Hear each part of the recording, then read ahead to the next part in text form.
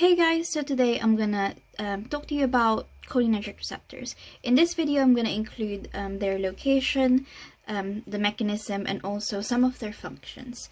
So cholinergic receptors, I just want to give a brief overview. So cholinergic receptors. These are the receptors that respond to acetylcholine and acetylcholine's analogs like nicotine and muscarine.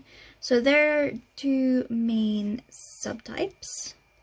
So we have the nicotinic receptors, I'm just going to put R, and muscarinic receptors. And nicotinic receptors are further subdivided into two. So we have NN and we have NM. Muscarinic is subdivided into three. We have M1, M2, and finally M3. So that's kind of the brief overview. Now we're gonna go into more detail. So cholinergic receptors, as we said, we have the NN type, the NM type, M1, M2, and finally M3. So NN is found mainly in the ANS ganglia, also in the central nervous system. So the type of receptor, so all the nicotinic receptors are ionotropic receptors. Ionotropic receptors. Obviously same with that one because that's a nicotinic receptor. And obviously nicotinic.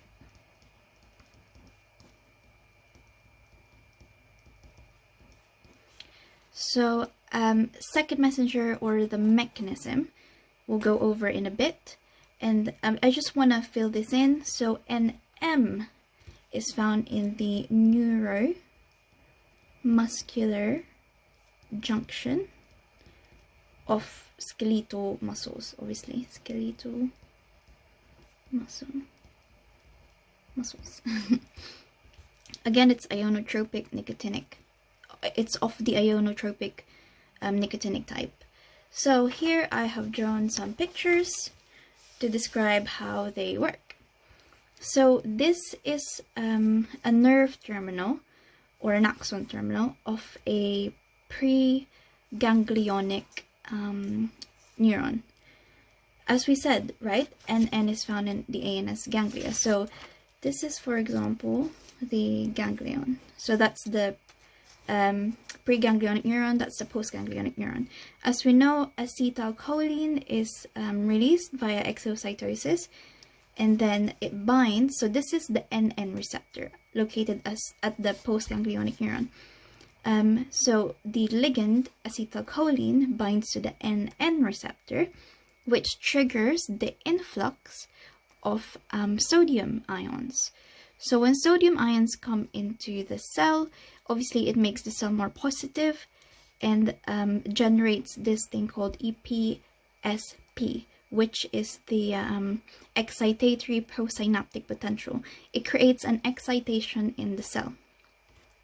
So when sodium comes in, obviously it makes the cell more positive, and when the voltage inside the cell reaches a certain threshold, it triggers the opening of voltage-gated sodium channels, leading to more sodium coming into the cell and depolarizing the cell.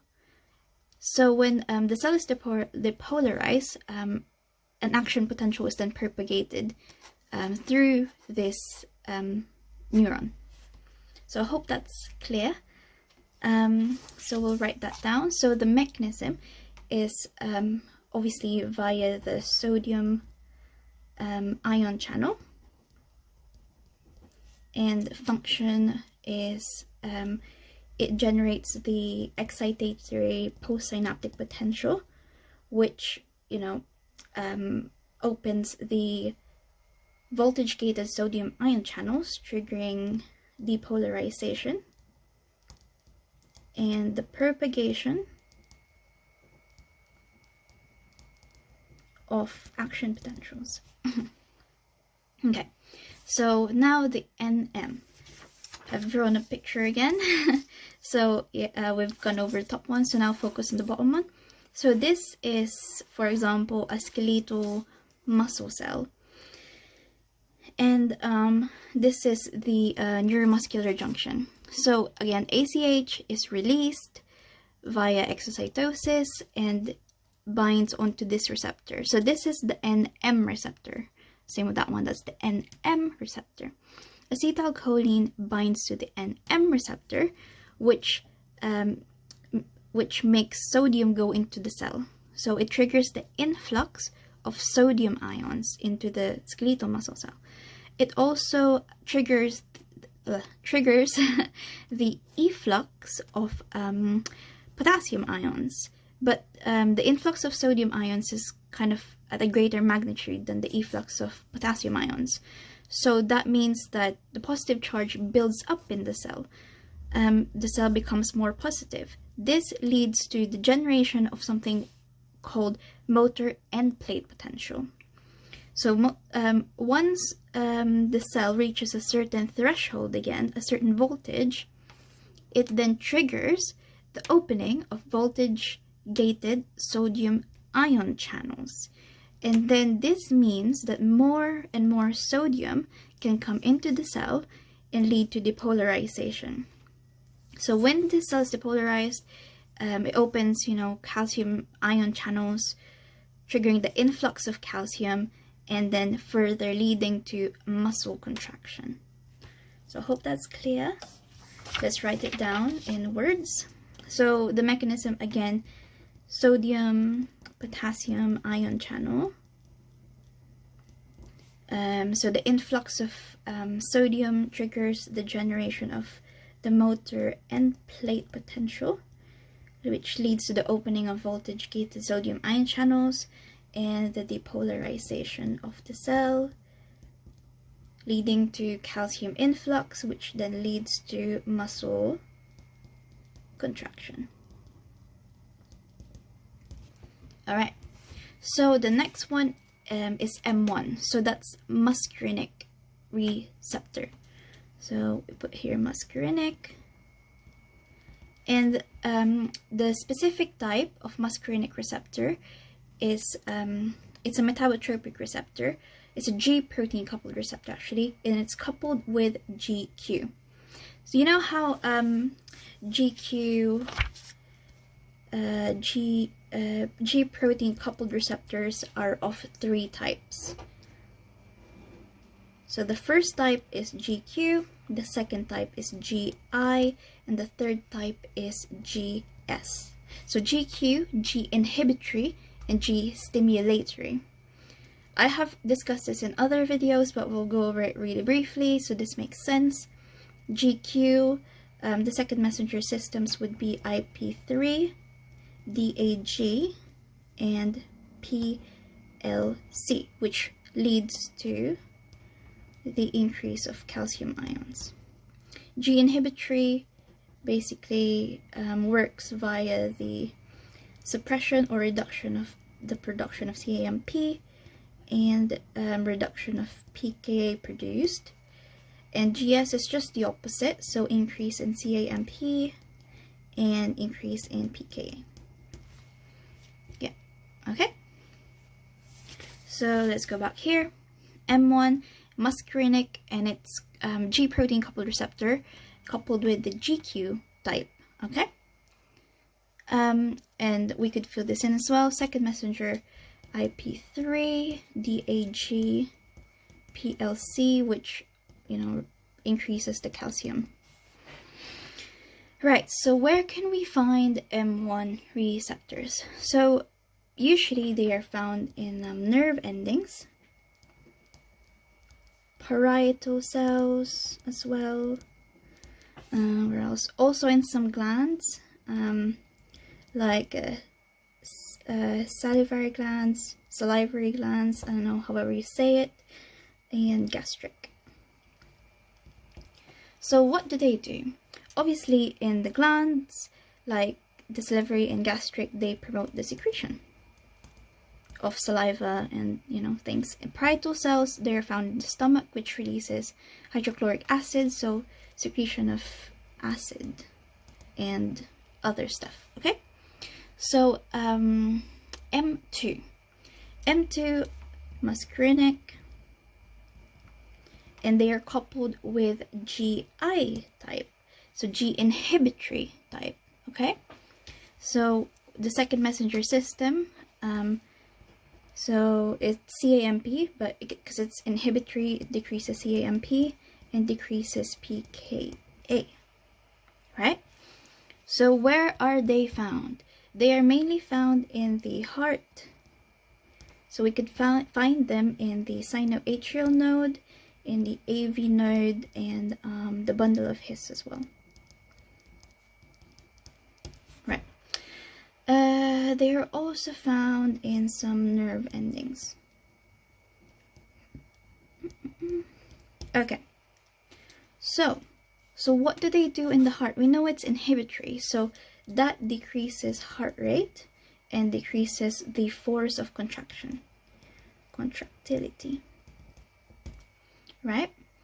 In some nerve endings, they're found as well. So because they're G inhibitory type, they decrease the conduction velocity. All right. So moving on, M3. So this is the last type of muscarinic receptor, and it's coupled with GQ as well. So second messenger, we know again IP3, DAG, PLC, increase in calcium. Okay. So where can we find these receptors? So we could find them in exocrine glands. So exocrine glands like the lacrimal glands, eyes, salivary glands, gastric, and sweat glands as well. So in those exocrine glands, what do? They trigger the secretion. Okay. They are also found in smooth muscles of the bladder, GI tract, and bronchi. So there, what they do is they promote constriction. So bronchoconstriction, increase the motility in the GI tract. They also constrict the bladder, which increases the need to pee. So constriction. And you might be wondering why this is. Well, basically they increase the calcium in the cell, which, as we know, triggers muscle contraction. So it triggers constriction in those smooth muscles. Constriction. Okay. Where else? They're also found in the eyes. More specifically in the ciliary muscles, which are connected to the lens of the eye. So in the ciliary muscle, they make the lens more globular lens, leading to more near vision. Okay, so in the eyes, they're also found in, what do you call those? Constrictor pupillae, I think you call them, or sphincter pupillae. I can't spell. Sphincter pupillae, I think it's double L, I have no idea. Anyway, so in the sphincter pupillae, they function to constrict the pupils, so it leads to pupillary constriction. Right, they're found somewhere else. Oh, they're also found in the beta cells of the pancreas. And in there, they trigger the release of insulin. Okay, so this is the summary. Hopefully you can see. I don't know. I don't think it fits in the page. But yeah, hopefully that made sense. In the next video, I would talk about adrenergic receptors.